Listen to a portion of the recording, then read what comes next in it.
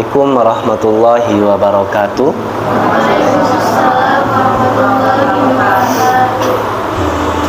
Alhamdulillahirabbil alamin. Wassalatu wassalamu ala asyrafil anbiya'i wal mursalin wa ala alihi wa ashabihi ajma'in. Amma ba'd. Qala Allah Ta'ala fi kitabihil karim. A'udzu billahi minasy syaithanir rajim. Bismillahirrahmanirrahim. Ya ayyuhalladzina amanu taqullaha Ya ayyuhalladzina amanu kutiba alaikumus shiyam kama kutiba alal ladzina min qablikum la'allakum tattaqun. Wa qala aidan fi haditsil ukhra kam min sha'imin laisa lahu min siyamihi illa al-ju'i wal 'atshi. Pertama-tama tentu saya ucapkan terima kasih kepada jajaran dekanat. Kebetulan Bapak Wakil Dekan 3, Bapak Profesor Dr. Abu Mansur MPDI, kemudian Ibu Kabak, kemudian yang lainnya Ibu Fungsional, Ibu Perpustakaan, semuanya, kemudian adik-adik ya, teman-teman mahasiswa. Sebenarnya baru 3 kali nih Pak ya, Pak Abu, saya tampil seperti ini seumur hidup untuk kultum, benar.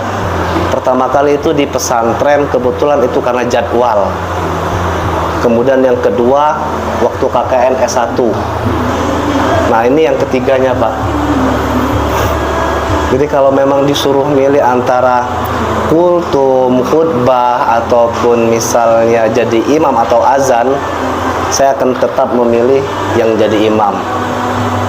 Kenapa? Pertama, secara filosofis, ketika berbicara tentu saya akan melihat ada suatu etika yang disyaratkan dalam Al-Quran. Misalnya kabura maqtan indallah an taqulu ma la taf'alun. Kita tuh kadang sering berbicara dalam konteks agama, berdalil, berargumentasi, tetapi itu hanya di depan khalayak ramai. Tetapi di dalam persimpangan kita binal dalam kemaksiatan. Saya pikir seperti itu. Makanya saya lebih baik menjadi imam saja dibandingkan menjadi orator dalam konteks beribadah. Kemarin sudah komunikasi dengan ketuanya Ibu Tia. Jadi siang hari ini mungkin diskusi atau sama-sama belajar ya. Apabila mungkin ada sesuatu yang saya sampaikan tidak berkenan, pada dasarnya itu juga yang menjadi perkataan untuk saya sendiri. Sebenarnya tema ini sudah lama diangkat, sama seperti halnya sudah sering kita mendengar bahwa kebersihan itu adalah sebagian dari iman. At-tahuru syatrun minal iman, atau di kalangan pesantren itu kental dengan mahfuzat an-nadhafatu minal iman, tapi dalam realitasnya ya masih tetap belum menjamin bahwa kita tuh selalu bersih. Sama dengan topik yang akan saya sampaikan, sebenarnya ini bukan hal-hal yang baru.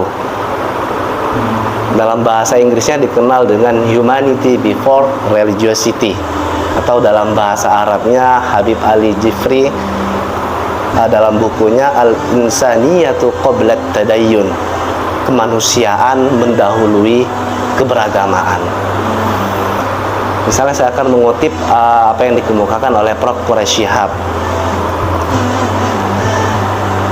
Beliau memberikan sebuah analogi, sebuah pertanyaan di awal pembicaraannya.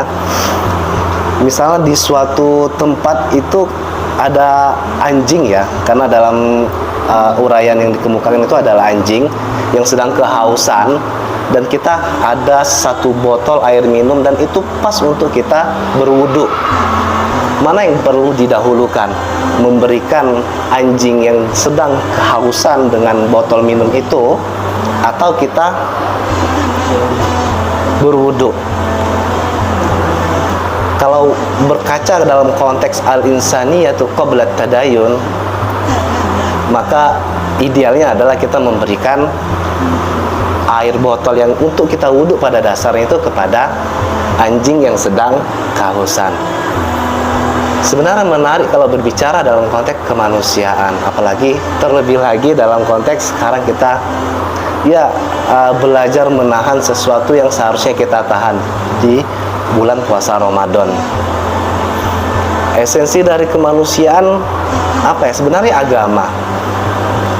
Cuman saya akan klarifikasi terlebih dahulu ya, bahwa at-tadayun dengan ad-dinu itu berbeda, tapi memiliki hal yang sama. Atau religion sama religiosity itu sesuatu hal yang berbeda tetapi ada kesamaan, seperti dua sisi mata uang. Kalau religion agama atau dinun itu agama, tetapi kalau at-tadayun atau religiosity itu keberagamaan sikap. Jadi kalau agama itu tentu sudah fix dan final ya, sudah komprehensif. Tetapi rasa keberagamaan itu yang menjadi permasalahan kita dalam kehidupan sehari-hari. Karena pada dasarnya agama itu adalah esensi kemanusiaan itu sendiri. Saya tadi sudah berbicara di MK kepribadian ya, terkait apakah ada pengaruh antara kepribadian dengan agama.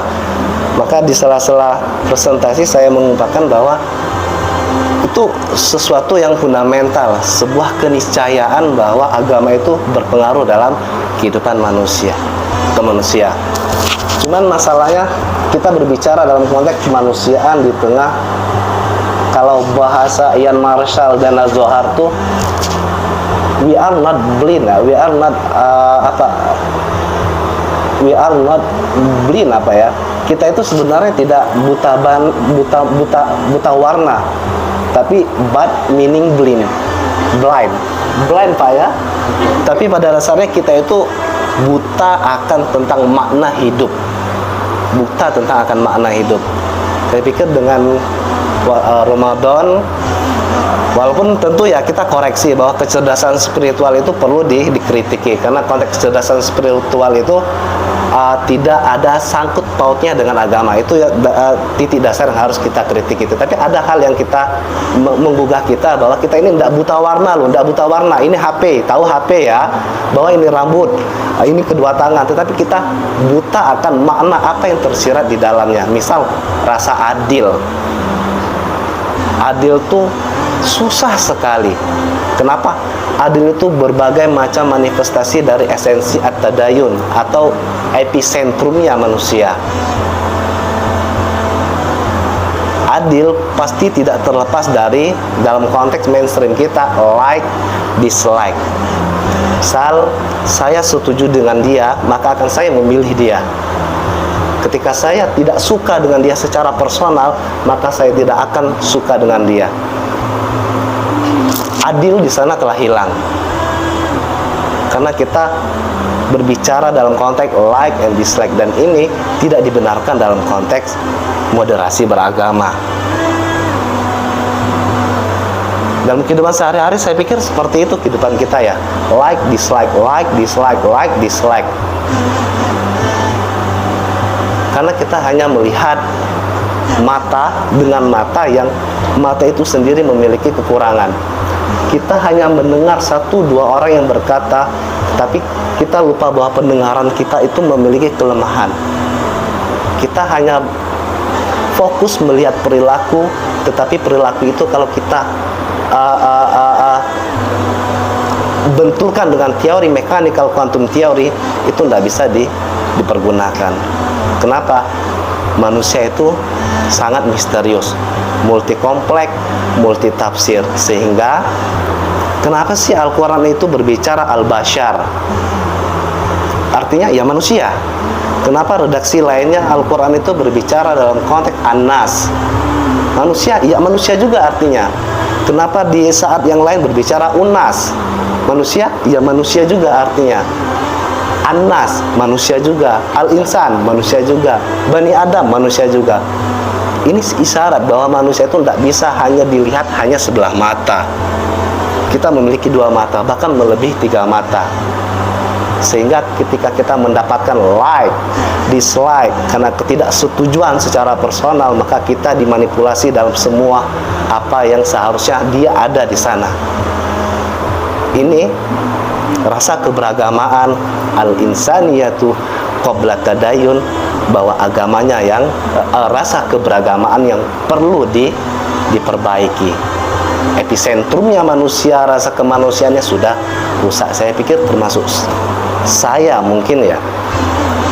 Maka momen Ramadan saya pikir tepat rasanya kita saling introspeksi, karena namanya manusia, betul ya Pak Ustadz ya, al-insanu makanul khata' wa nisyan. Manusia itu tempatnya salah dan lupa. Cuman menarik di sini ya. Saya pikir ini apa yang ingin saya sampaikan dalam konteks yang terakhir terkait dengan al-insaniyatu qabla tadayun, bahwa beragam kemanusiaan itu, rasa keberagaman itu memiliki nilai-nilai universal. Misalnya apa? Keadilan yang sudah saya singgung, like dislike tadi, kemudian kerjasama, kemudian gotong royong, kemudian rasa saling mencintai antar sesama. Itu adalah nilai-nilai universal yang semua manusia, semua kita pasti ingin menginginkannya. Siapa di sini yang tidak ingin punya cinta? Tidak ada. Minimal cinta kepada orang tua. Orang tuanya sudah tiada, minimal cinta kepada orang yang sudah ada, atau ibu atau bapaknya atau saudaranya. Nanti kalau kita kaji lagi dalam perspektif eksistensialis, misalnya Rollo May ya, psikologi eksistensialis, maka di sana ada cinta. Kemudian misalnya kerjasama, siapa sih yang tidak ingin kerjasama? Semua umat manusia bebas, entah itu dari agama apapun, suku apapun, budaya apapun, rasa kerjasama, kebersamaan, gotong royong itu adalah hal-hal yang sifat universalnya manusia. Kemudian yang terakhir ya,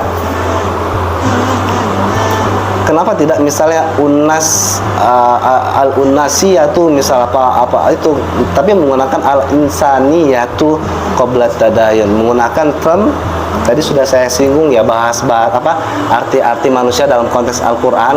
Ini al-insan, apa akar katanya al-insan.